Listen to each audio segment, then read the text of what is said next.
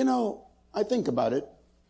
Character is really what I call a constant effort to integrate your words, your deeds, and your actions as one.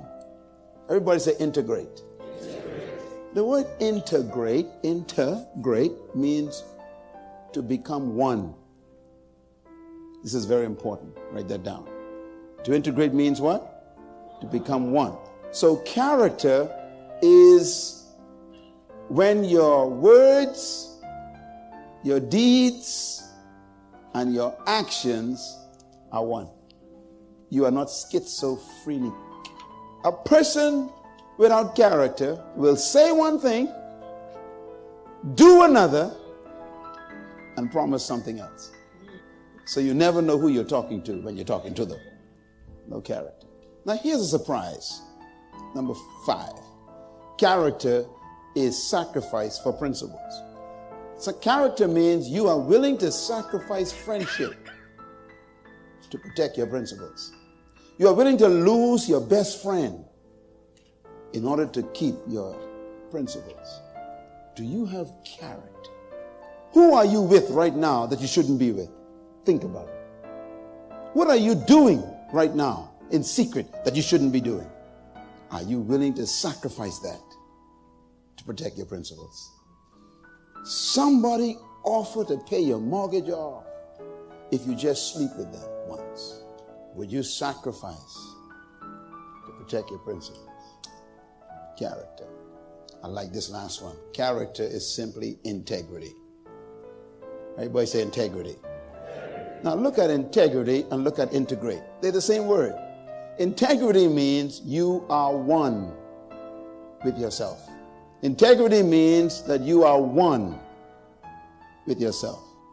Do you know, when I did some research some years ago on the word in the Hebrew for holiness, write the word holy down, I discovered that the root word for holy is one.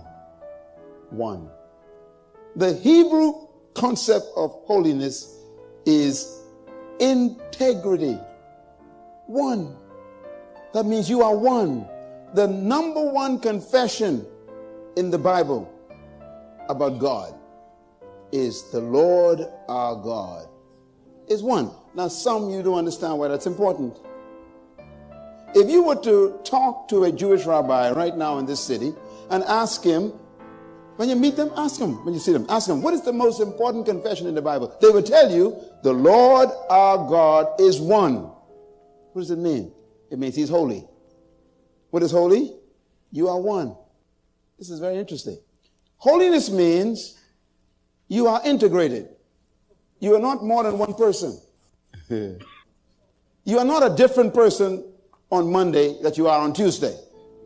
You're not a different person in the night at 2 a.m. than you are in the pulpit on Sunday morning. You are one. You are not multi-personality. When the Bible says be holy, it's telling you be one. Stop being a hypocrite. It's character. The foundation for trust is integrity. Write it down. Tweet that to somebody right now. What did I say? The foundation of trust is integrity. When you are one, people will eventually trust you. That means your word is always good. You say what you said, you do what you said, and then you act what you said. That's holiness. So wearing a long dress or a white collar with a purple shirt turned backward with a big chain in your pocket is not holiness. Wearing a long robe with a turban on your head doesn't impress me. I want to know if one person is under that robe, just one.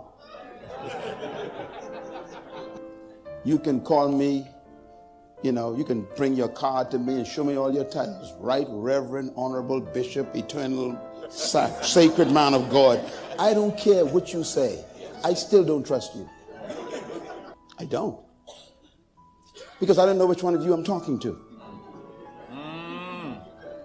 That's why the Bible says, know them that labor among you. Don't just bring anyone into your church to preach. Even if they are on TV.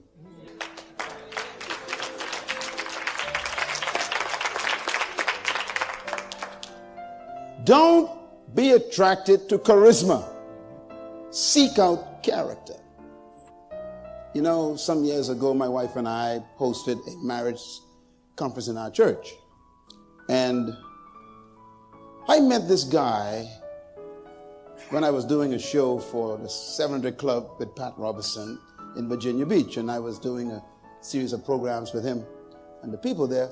And I met this guy, and he did a show on marriage, and strengthening marriages. This older guy. And I was so impressed. He had a book and everything, and sounded good. I didn't know him. I just met him for the first time. And we were having this marriage conference in our church in the Bahamas. And I said, this guy sounds good. So I approached him, and I invited him to come to the Bahamas. He was so excited to come to the Bahamas. So he came to the Bahamas, and he did the seminar with me, and it was a wonderful session and everything. He brought his wife with him. And then 2 months later, I saw an article where he got a divorce from the woman that was with him, his wife. I was confused. So I called him up. He was living in Colorado at the time, and I said, I just want to make sure that this article I'm reading is not true. Are you divorcing your wife who was with you when you did a seminar for my people, who believed you? And he began to try and explain himself. I said, you will never come back to our church, and you will never come back to our island. I hung the phone up and called the bookstore. I said, take every one of his books off the shelf. Because if what he is teaching is not working for him, it shouldn't be taught to us.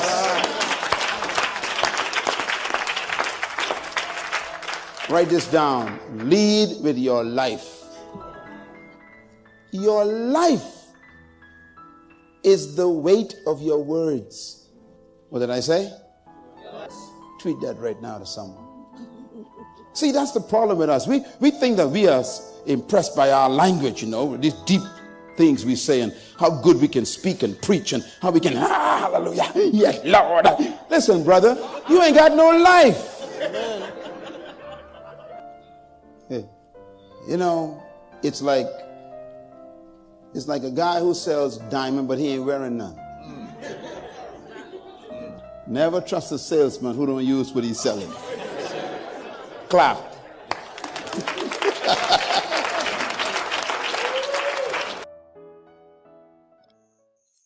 Hi, thank you so much for watching. Please remember you can support our work on our Patreon page, and you get access to exclusive content and full videos.